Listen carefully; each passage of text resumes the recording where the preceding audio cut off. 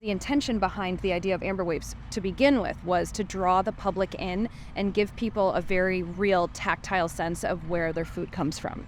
Hi, I'm Katie Baldwin. I am the co-founder of Amber Waves Farm. Hi, I'm Amanda Merrow, and I am the co-founder of Amber Waves Farm here in Amagansett.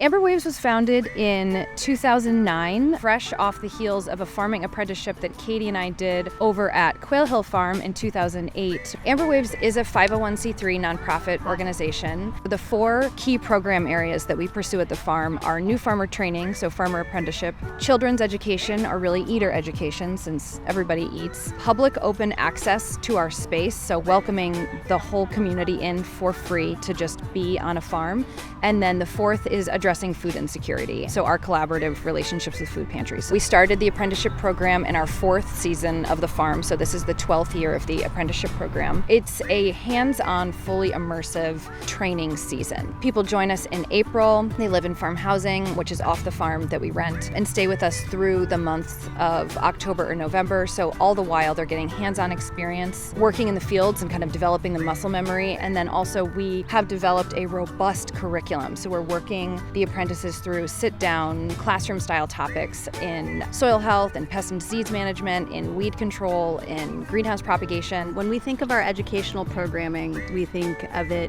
as educating eaters, and that's everyone, so that's a big job. Children's programming is touch, smell, taste, exploration garden at the farm. Adult programming for learning labs, you can come to the farm and learn how to make a sophisticated flower arrangement. Or you can come here and learn how to make pasta from freshly milled wheat that we grow and taste it with tomato sauce that was picked from the fields. One of the things that makes Amber Waves a special place is its open accessibility to the public. So we're very much a production farm. We have 30 acres in production, but some of those acres are open to the public. Where we're seated now are public pick-your-own areas. And really the intention behind the idea of Amber Waves to begin with was to draw the public in and give people a very real tactile sense of where their food comes from.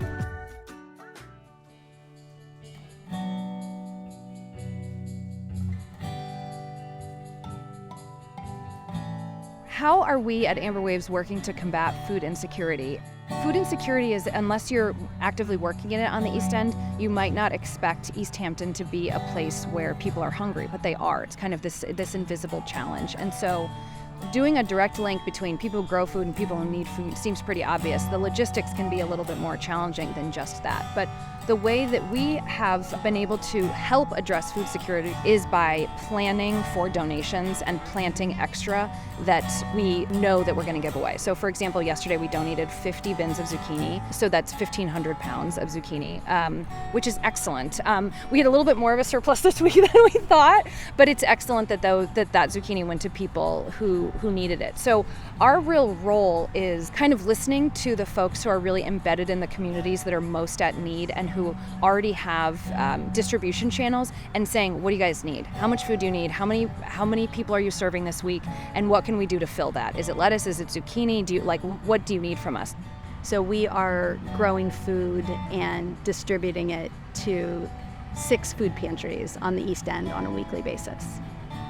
We fund our programs through fundraising and also sales at our market and our CSA program. CSA stands for Community Supported Agriculture. Our CSA program has grown from 18 families and now it is north of 300. So this is a testament to a tried and true model of small scale agriculture where families can come together. The support comes both financially at the beginning of the season, where you pay upfront for a season's worth of food that your farm's going to produce. There's also shared risk. So if there is abundance, we share it.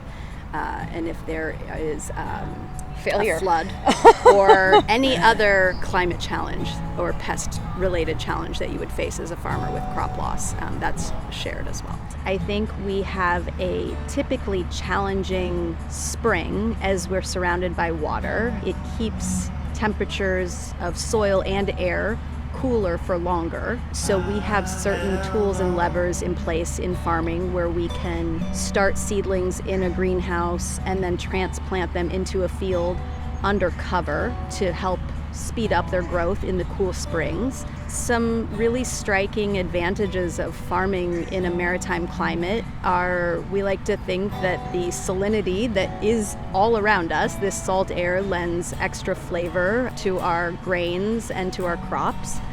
And because we have these warm bodies of water around us in the fall, it has extended our growing season, such that our Octobers, Novembers, and even Decembers, we are still flush with food outside and not needing to yet grow in the greenhouse again.